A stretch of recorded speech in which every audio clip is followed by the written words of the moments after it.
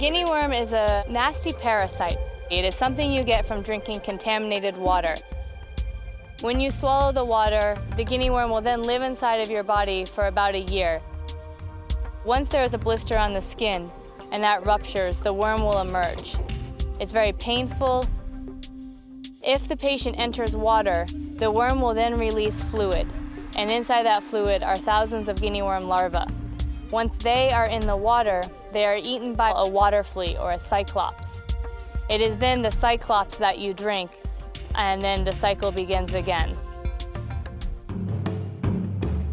The problem is that this is still a very dry area, and they get water when they can out of a deep well or borehole. But when those water supplies dry up, the people go to the ancient ponds and they dip up the water and drink it, and it has within it guinea worm eggs, and then a year later they have guinea worms coming out of their bodies. If the worm comes out at a joint, say in your knee, it swells up and destroys the tissue. So the aftermath is very similar to polio. It completely debilitates that knee, and sometimes the leg is crippled for the rest of one's life. And of course, these kids can't go to school. The pain is too great and they need medical care. And if it's an adult, they can't go into the field to plant their crops.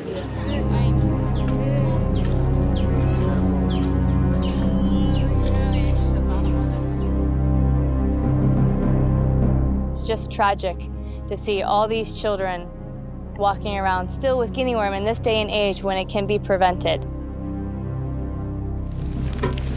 In every country where guinea worm is endemic, it is the Ministry of Health and the National Guinea Worm Eradication Program that's the driving process. The role of the Carter Center is to assist those programs technically and financially so that the job can get done.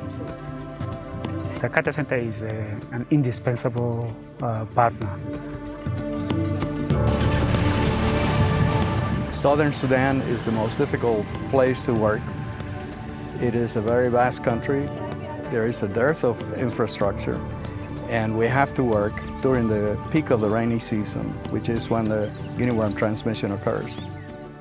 You use this as a tool to educate people about the fact that guinea worm is in their water, and when they don't filter the water, they ingest these animals, and that's how they get infected. They see for the first time where guinea worm is and where it comes from. Guinea worm is an indicator of the level of poverty or where there is poverty. And we use guinea worm as an entry point when we're trying to address poverty and development issues. And this area reported more guinea worm than any other area in all of eastern Equatoria. So we're trying to hit it as hard as possible.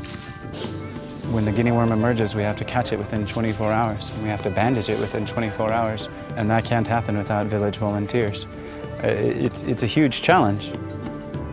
But we can help people prevent it by teaching them not to contaminate the water when they have these worms coming out of their body, by helping them to learn how to filter their water through a finely woven cloth, their drinking water, and by putting a chemical in the water to kill the parasite in the water, or by helping them to get safe drinking water from underground wells.